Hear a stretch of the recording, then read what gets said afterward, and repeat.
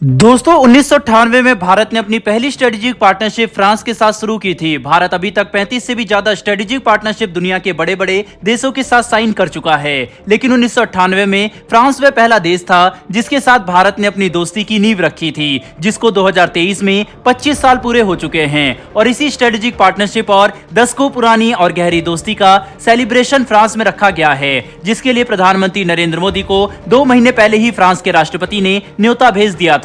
उसी न्योते को स्वीकार करके प्रधानमंत्री नरेंद्र मोदी 13 जुलाई को फ्रांस के दौरे के लिए रवाना हो। हमारी आज की इस खास वीडियो में हम आपको बताएंगे इस 25th सेलिब्रेशन के दौरान कौन कौन सी ऐसी बड़ी डील भारत के साथ फ्रांस साइन करने वाला है जो इस दोस्ती को और भी ज्यादा ऐतिहासिक और वर्ल्ड लेवल पर ऊंचा उठाने वाली है। साथ ही फ्रांस की सैफरॉन कंपनी की तरफ से भारत को कौन सा बड़ा ऑफर दिया गया है, इसके ऊपर भी बात करेंगे। तो चलिए दोस्तों, बिना वक्त गवाए स्टार्ट करते हैं इस वीडियो को। लेकिन उससे पहले अगर आप हमारे चैनल पर पहली बार आए हैं तो नीचे दिए गए सब्सक्राइब बटन को दबाकर बेल नोटिफिकेशन को ऑन कर ले, जिससे हमारी आने वाली डेली ऐसी वीडियो आप तक सबसे पहले पहुंच सके। दोस्तों इस वक्त फ्रांस में जोरों शोरों से तैयारियां चल रही है, क्योंकि एक और तो भारत और फ्रांस के 25th स्ट्रेटेजिक पार्टनरशिप का सेलिब्रेशन है, तो वहीं दूसरी तरफ हर साल 14 जुलाई को फ्रांस में नेशनल डे सेलिब्रेट किया जाता है, जिसके चलते चैम्प्स एलिसीज में स्पेशल मिलिट्री परेड ऑर्गेनाइज होती है। इस साल इस नेशनल डे सेलिब्रेशन में गेस्ट ऑफ ऑनर के तौर पर भारत के प्रधानमंत्री नरेंद्र मोदी शिरकत करने वाले हैं। नेशनल डे की परेड में भारतीय और फ्रांसीसी दोस्ती की 25th सालगिरह का भी एक छोटा सा नमूना आपको देखने को मिलेगा, जब इंडियन आर्म फोर्सेस की एक टुकड़ी फ्रांस आर्मी के टुकड़ी के साथ परेड में हिस्सा लेती हुई नजर आएगी।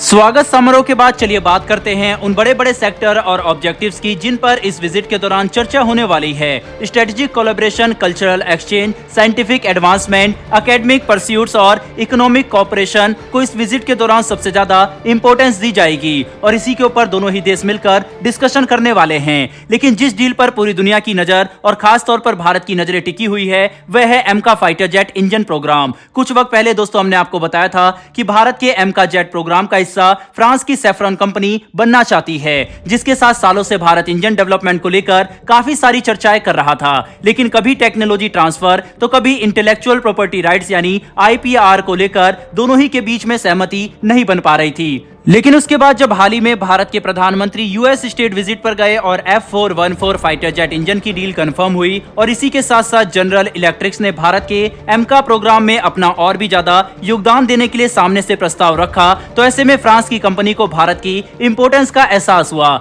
जिसके तुरंत बाद ही सैफरॉन कंपनी ने भारत के साथ इस जेट इंजन के डेवलपमेंट के लिए अपनी रजामंदी तो दी ही है, लेकिन उसी के साथ साथ कई सारे ऑफर्स भी सामने से पेश किए हैं।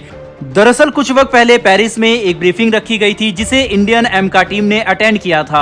उसी दौरान सैफरॉन कंपनी ने यह प्रपोजल रखा था कि वह भारत के एमका एयरक्राफ्ट के लिए एक नए तरीके के इंजन के डेवलपमेंट में अपना योगदान देना चाहते हैं, जो कि 75 किलो न्यूटन का थ्रस्ट जनरेट करने वाले इंजन को रिप्लेस कर सकता है। जिस इंजन की बात की जा रही है, सोर्सेज का कहना है कि वो इंजन M88 इंजन से बड़ा होगा, जो फिलहाल डैसॉल्ट राफेल में इस्तेमाल किया जा रहा है। इसी के साथ साथ इस नए इंजन की खूबियों को बताते हुए उन्होंने कहा है कि इसके अंदर एक ऐसा टरबाइन फीचर फिट किया जाएगा जो कि हायर टेम्परेचर में भी काम कर सकता है। और दूसरी बड़ी खूबी इस इंजन की यह है कि इसके लिए कंपनी न्यू एज मटेरियल्स का इस्तेमाल करने वाली है, जो इस इंजन के स्ट्रेस लेवल को हायर टेम्परेचर में भी ऑपरेट करने में मदद करेंगे।